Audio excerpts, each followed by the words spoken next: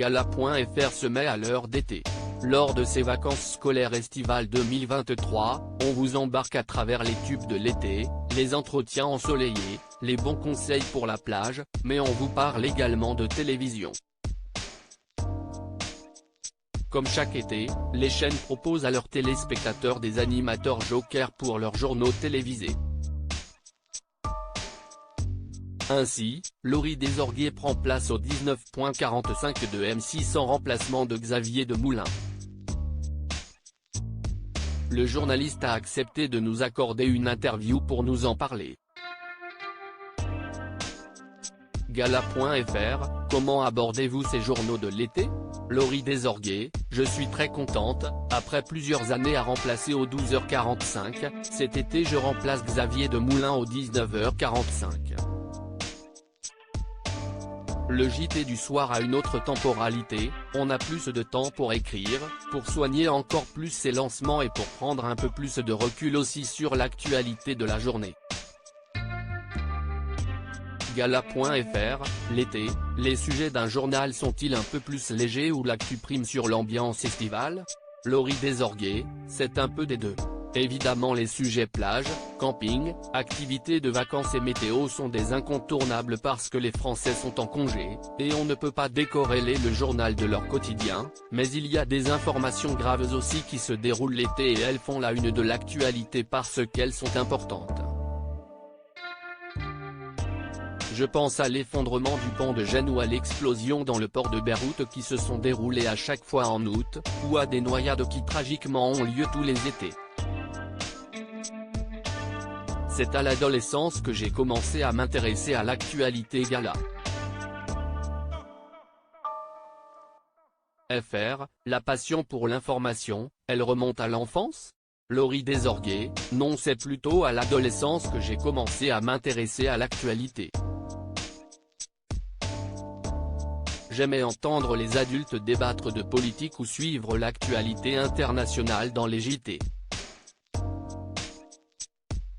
Quand j'étais chez mes grands-parents notamment, mon grand-père regardait les 20h chaque soir, un rituel auquel il ne dérogeait jamais et j'ai même installé à ses côtés pour regarder les informations. Gala.fr, être joker l'été n'est-ce pas un peu ingrat pour ce qui est des vacances en famille? Laurie Desorgues, franchement non.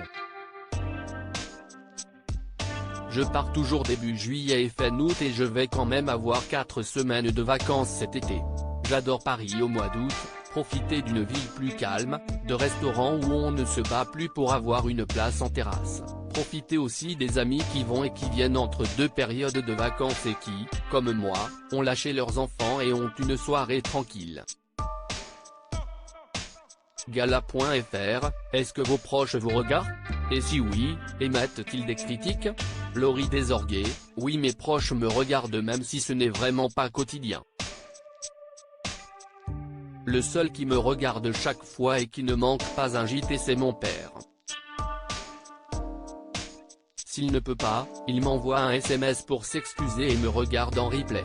J'ai des critiques de leur part oui parfois mais bizarrement sur ma tenue ou mon maquillage uniquement.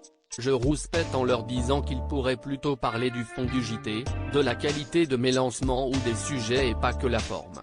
Gala.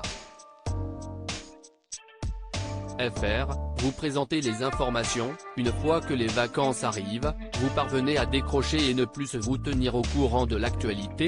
Laurie Desorgues, oui je décroche bien, je me mets en mode off, je limite l'information au maximum mais aussi les réseaux sociaux pour déconnecter complètement. Gala.fr, y a-t-il un moment ou une actualité lors de l'un JT que vous n'oublierez jamais? Laurie Desorgues, il y en a énormément. Évidemment les attentats de 2015 ont été bouleversants, il y a eu aussi l'ITV de Robert Redford que j'ai réalisé en plateau en 2013, c'était fort. Mais surtout l'élection du pape François. C'était mon deuxième JT à M6, personne ne s'attendait à une élection si rapide, c'était fou. La fumée blanche est sortie 30 minutes avant le JT et on avait prévu une spéciale sur la neige qui était tombée sur toute la France. On passait des sujets neige en attendant que le pape sorte au balcon, le faisceau pour notre correspondant à Rome s'arrêtait à 20h15 donc j'étais seul en plateau à décrire les images de la place Saint-Pierre qui se remplissait progressivement de la foule. Il y a eu un peu de confusion mais quelle expérience. Gala. FR, depuis vos débuts, avez-vous remarqué une différence ou une évolution du traitement de l'information ? Laurie Desorguier, oui, avec l'essor des réseaux sociaux, il y a deux phénomènes.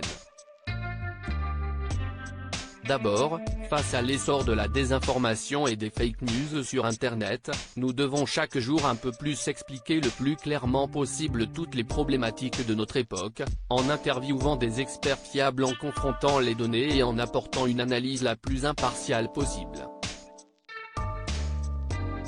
Mais les réseaux sociaux nous apportent aussi un autre public et les reportages que nous réalisons ont maintenant une deuxième vie sur le web parfois aussi importante qu'à la télévision.